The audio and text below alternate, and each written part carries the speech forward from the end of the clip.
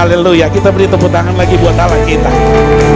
Saya katakan tadi, kekristenan itu bukan soal ibadah biasa, tetapi kekristenan itu adalah orang-orang yang sabar menantikan Tuhan.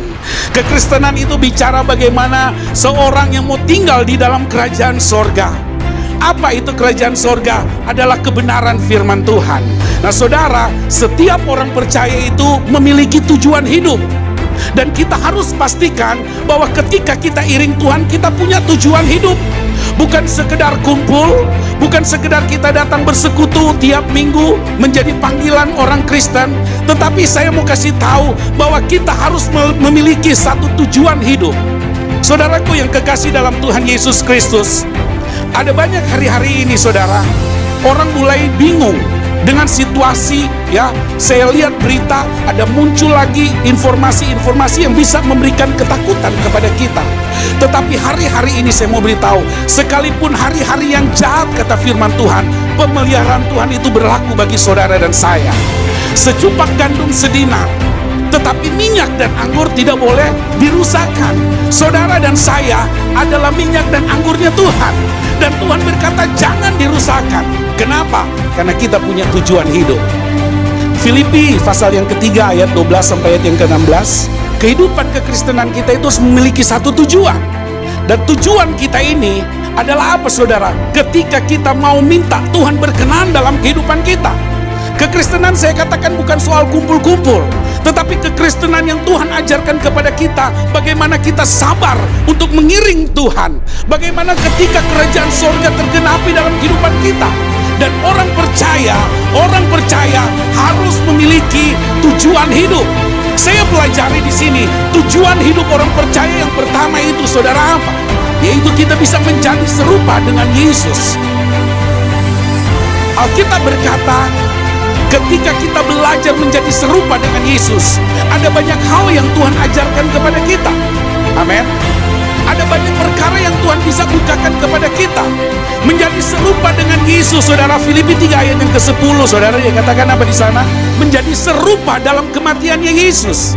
Artinya apa saudara? Ketika kita mengiring Yesus, kita memiliki satu tujuan hidup. Saudara, di dalam Yesus itu ada kepastian, bukan ragu-ragu. Jadi orang Kristen itu enak saudara, tidak dengan penuh keraguan-raguan, tidak dengan kata mudah-mudahan, tetapi mengiring Yesus memiliki satu tujuan hidup. Yang pertama, kita belajar menjadi serupa dengan Yesus.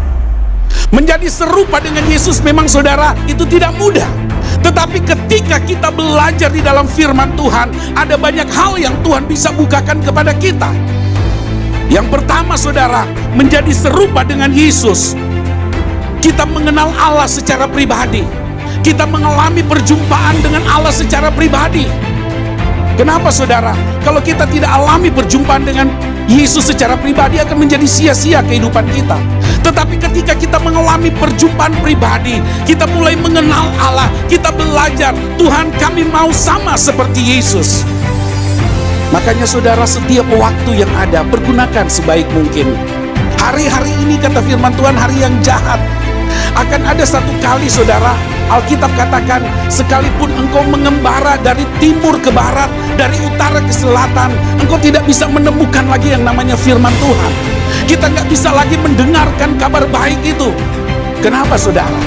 Karena ini waktunya, kesempatan untuk kita bisa memberi yang terbaik buat Tuhan.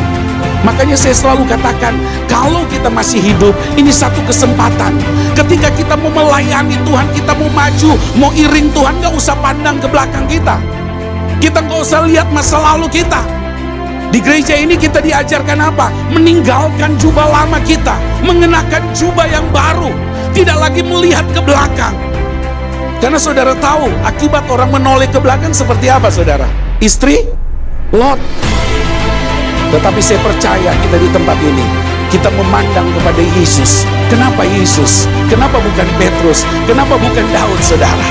Kita mau jadi sama seperti Yesus, bukan mau jadi sama seperti Petrus, bukan mau jadi sama seperti Daud.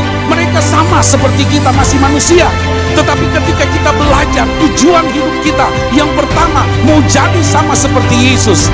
Saudara, saya pastikan kehidupan keluarga rumah tangga kita, Saya pastikan setiap usaha kita, saya mau pastikan setiap perencanaan hidup kita itu akan berhasil di dalam Tuhan. Yang setuju dengan saya katakan amin.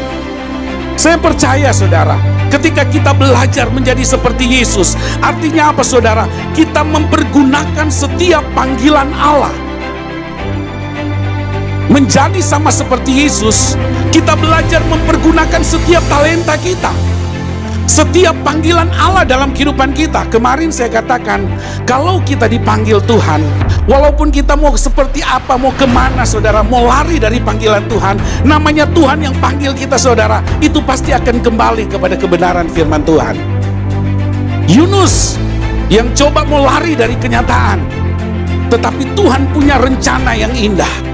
Tuhan tetap ajak dia, Tuhan tetap mau dia melayani Tuhan, sekalipun dia coba menolak saudara. Tapi saya percaya di tempat ini, ketika kita bebaskan roh kita, kita izinkan Tuhan berdaulat. Tuhan, ini hidup kami mau belajar memiliki tujuan hidup, mau jadi sama seperti Yesus. Artinya kita mau mengenal Allah secara pribadi.